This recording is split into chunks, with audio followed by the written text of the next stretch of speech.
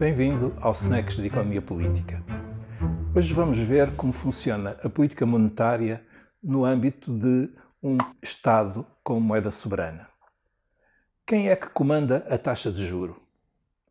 Um país que tem moeda própria tem a garantia de fixar a taxa de juro através de uma estreita cooperação entre o Governo, a partir do Tesouro, do Ministério das Finanças, e o Banco Central. Portanto, estas duas entidades que formam um todo, que é o Estado, intervêm no sentido de fixar a taxa de juro. Então, como é que se processa esse mecanismo de fixação da taxa de juro? Reparem, os bancos, no seu negócio bancário, têm, às vezes, escassez de liquidez, as reservas são poucas para as necessidades de compensações de cheques, transferências bancárias, outras vezes têm excedentes de liquidez. O que é que acontece aos bancos com excedente de liquidez? Tentam colocar essa liquidez em algum lado que lhes dê juros. Os bancos que têm escassez de liquidez procuram empréstimos junto dos bancos excedentários e nesse negócio de compra e venda de reservas, porque a liquidez são as reservas dos bancos depositadas no Banco Central, fixam uma taxa de juro. Então, o que faz o Banco Central, em coordenação com o Governo? Fixa uma taxa de juro-alvo que quer atingir. É essa a que é boa para a economia.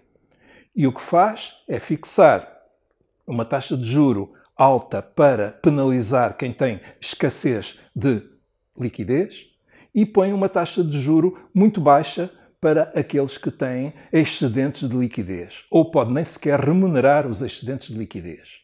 Alguns no meio está a taxa que é o alvo que o Banco Central pretende que vigore no mercado. O mercado interbancário gera uma taxa de juro que pode não ser exatamente essa taxa de alvo do Banco Central.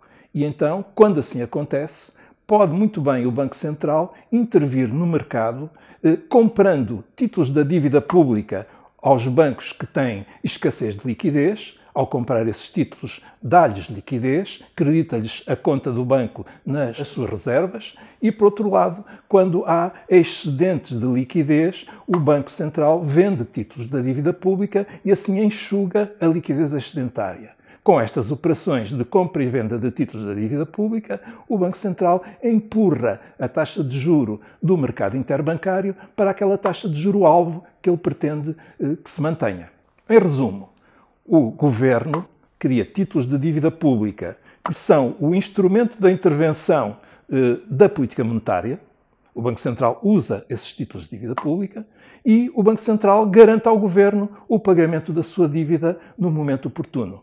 Portanto, há aqui uma cooperação entre os dois e vê-se assim que a taxa de juro não depende dos mercados, depende da vontade política destas duas entidades, Governo e Banco Central. Portanto, ao contrário do que muita gente pensa, a taxa de juro para um governo que tem soberania monetária não é determinada pelos mercados, é determinada pelo próprio governo em articulação com o Banco Central. Ao contrário disto, na zona euro, o Banco Central Europeu fixa a taxa de juro em função do único objetivo que lhe importa no mandato que tem, que é a inflação, muito tendo em conta os grandes países como a Alemanha e a França, ignora em larga medida o objetivo do pleno emprego, até porque não tem um governo para o pressionar nesse sentido, é um Banco Central sem governo, e, portanto, temos aqui uma situação em que os grandes países veem os seus interesses muito protegidos